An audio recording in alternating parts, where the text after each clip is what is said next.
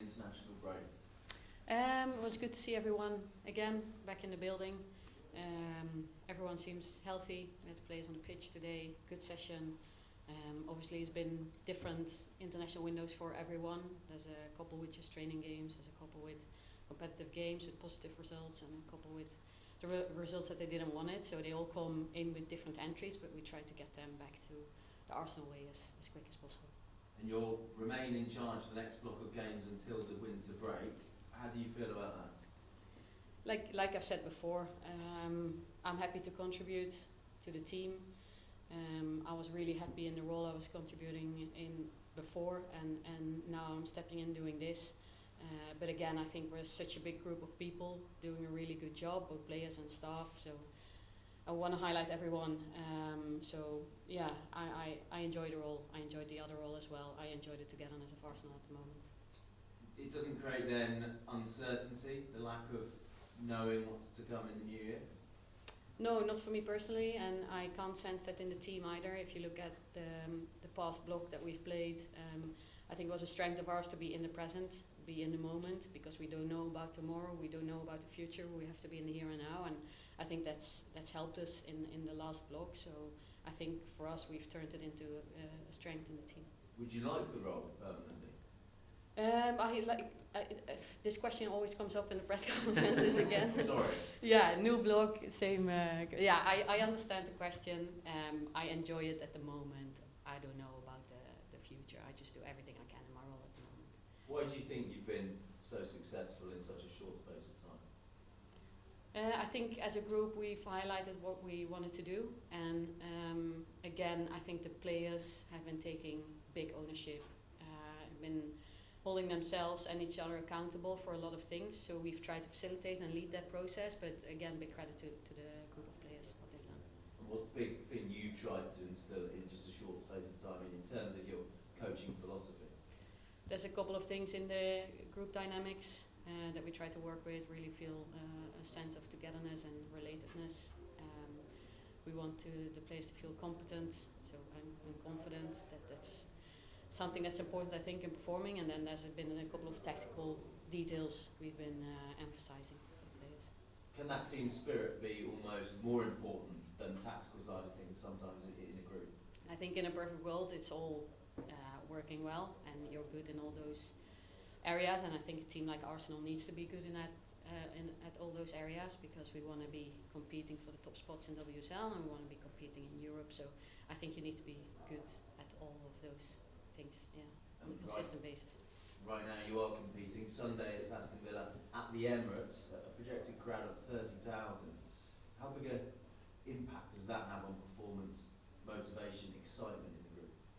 Well, there's an energy in the group and there's an energy in the stands as well. And I think energy to energy brings more energy. So I think we try to make each other stronger. And I know how much it means for the players stepping out to the pitch and seeing the fans, hearing the songs. Yeah, so I think everyone's looking forward to it, to play on Sunday again at Emirates. We've seen the women's games being played at the men's stadiums bring complications around the fixture schedule. Do you think overall the positives outweigh the negative? Yeah, it's a process still. Like we don't have two stadiums, so we're very happy that we share a fantastic stadium. So yeah, like I said before, it was a bump in the road, this clash of fixtures, but I think over time, if you look at what Arsenal does for women's football and what they've been doing, how much they've been pushing, been helping to grow the sport for a long time, bump on the road, analysing, move forward. Thank you. Thank you. Tim. Hi Renee, can I ask more specific kind of injury questions? Saw Leah Volti, surgery over the break, and Steph Catley pulled out of the last Australia game. What's the prognosis for Leah? How long she might be out for, and will Steph be available for Sunday? Leah is recovering well, still in Switzerland. We'll see when she comes back. Steph Catley in the building, trained today, full session, looked good. And on a couple of kind of longer term absentees for different reasons, Victoria Pelova, saw her with her international teammates over the break, and Amanda Hillestedt, I think, back in the building again. And I wonder if there are update or timelines on those two players as well. They're both progressing really well. It's nice to have Amanda back in the building together with a little baby. So it's a nice addition, I think. It brings a new dynamic in the restaurant.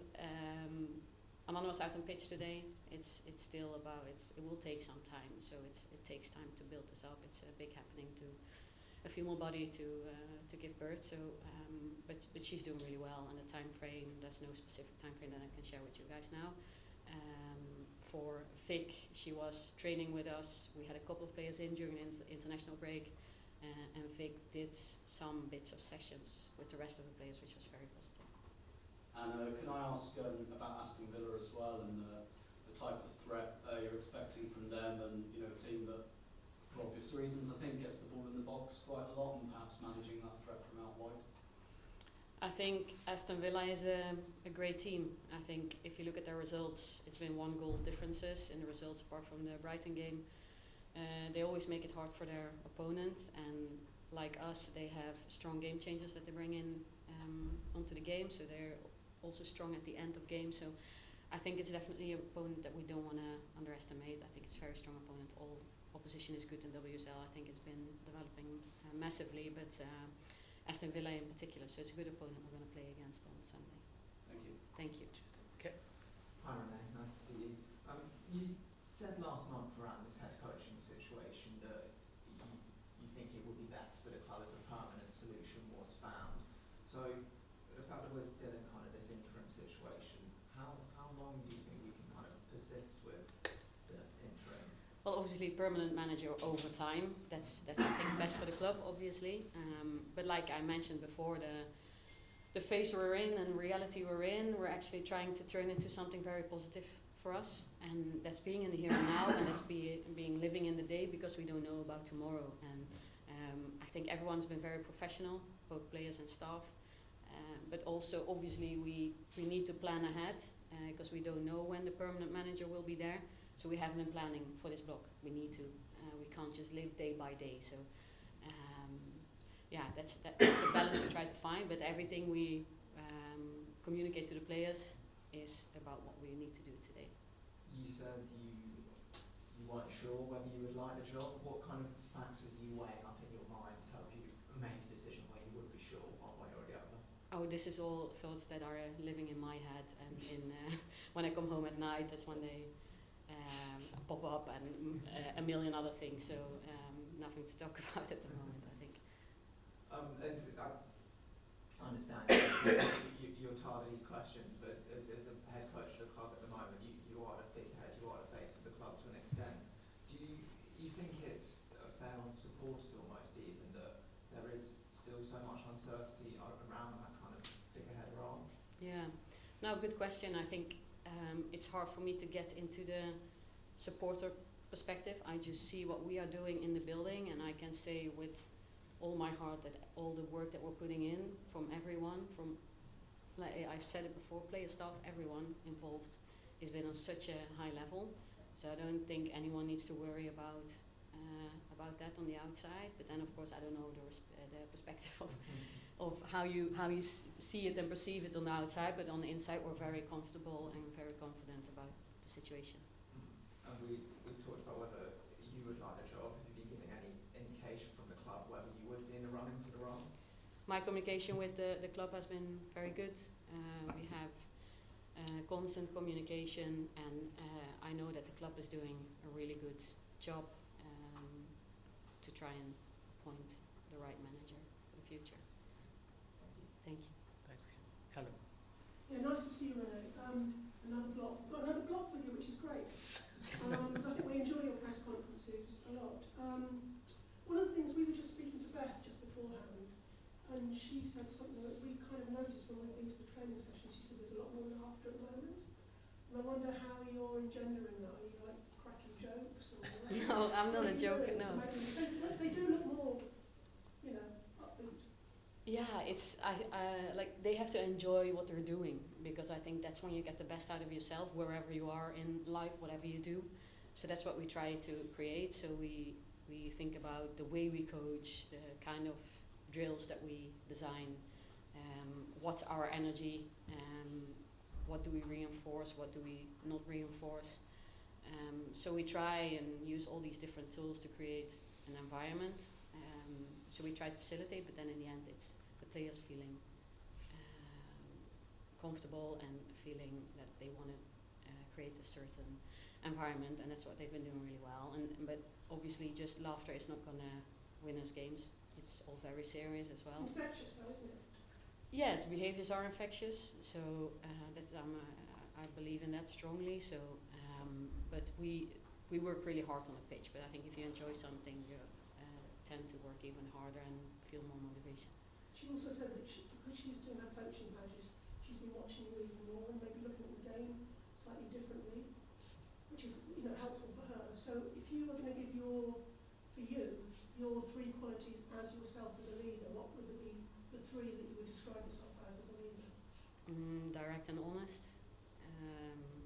This is like an interview.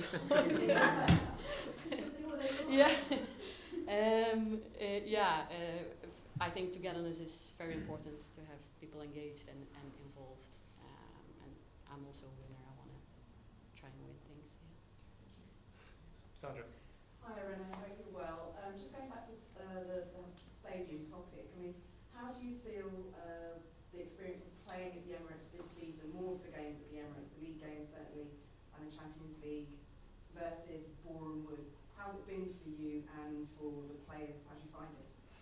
Well, from a perspective of being professional athletes and trying to get maximize performances, the Emirates is brilliant because we have all the facilities.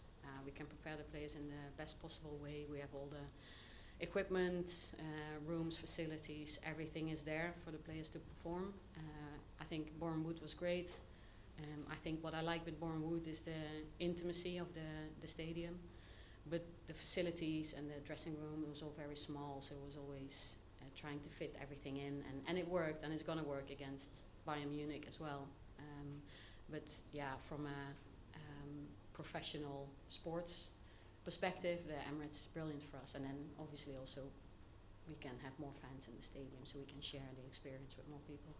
Given what you said earlier about the bump in the road of having to move the game, the last Champions League game, due to the fixture clash, I mean, have you, behind the scenes of the club, have discussions about contingency plans if something like this happens in the future? I mean, will it always be that matches will be moving back to Bournemouth if there is a clash?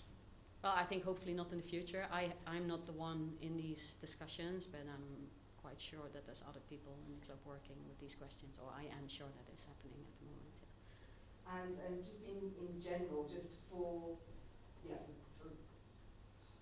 just in terms of the experience of playing more of these games, would you hope that the club might look to make the Emirates the permanent home for Arsenal in terms of WSL games beyond this season? Well, I think it's great, yeah. So if you want my personal opinion, I think it would be very good. Again, from a maximizing performance perspective, but also growing the women's game and sharing a football game with as many people as possible. Thanks. Sandra. Jamie. Hi Renee, just the one from me today. It's been a week of mixed emotions for a lot of the players that have been in those Euro qualifiers, Sweden and Norway progressing, but Caden Cave and Ireland not getting through. Just wonder how you balance the emotion this week and how it is in general balancing the emotion when it comes to club football, but also these players going away to play for their country. Yeah, so last book when they came back, there was a lot of positive performances, both individually and on team level. That's when we presented back some of those successes to the players and shared with everyone what everyone had been doing while they were away with the national teams. This time we didn't do that. We felt like there's mixed emotions, part of it, but also we want to go as quick as possible back to what we want to do with Arsenal, because there's so little time, and we had to prioritize the time, and we want to go back to what we are as Arsenal.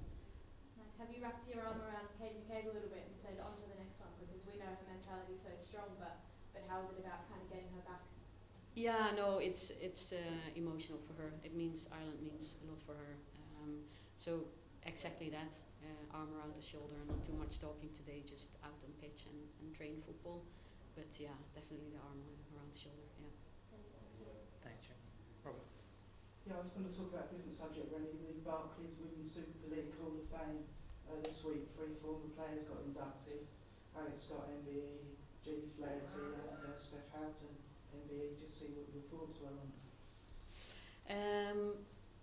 Yeah, that's brilliant. That's nice. Always nice when people or players are being recognised for things. Jill, I've played with even in the Arsenal Academy team, so I've known her, seen where she comes from as a young girl. So yeah, no, that's brilliant. That's very positive for them. They've all gone into the media. Alex has done very well, so it shows the positive side of Arsenal being involved in the media as players if they want to go into this after their careers have ended playing. Sorry, what was the question? Just doing the media at Arsenal, how it's opened doors for them when they've retired from playing, the positiveness of it really. Of retiring? Yeah, and then Yeah. going on to forge a second Yeah. career. So there's a career after? Yeah. Yeah. No, I think that's also a big part that's been growing in the women's game. That there's like I've become a coach now. I work as a coach, as a retired player, but there's so many different roles at the moment, and I think it's good to get all those ex-players into different roles in women's football to help pushing it forward. I think they bring perspective. They know where it comes from. They have the history, so that's very positive, I think. Thanks very much. We'll just take one from the call. Tom? Oh, thank you very much, Dan, and thanks for your time, Renee. I've only got one question, which is just can you help us understand or clarify, with your role now extended for this block, will you be involved at all in conversations around January transfer window? Is that your responsibility, or is that being dealt with by other colleagues at the football club in terms of any business that may or may not be done in or out? Oh, there's a big team working with this. It's not really part of my role at the moment, but also when I was in my other role, we got asked for some opinions, or we did some assessments on players both internally and externally. So that's the same at the moment. But there's a whole other department working with this question. Thanks very much. Good luck. Thank you. Awesome. Thank you, guys. We'll leave it there. Great. Thank you.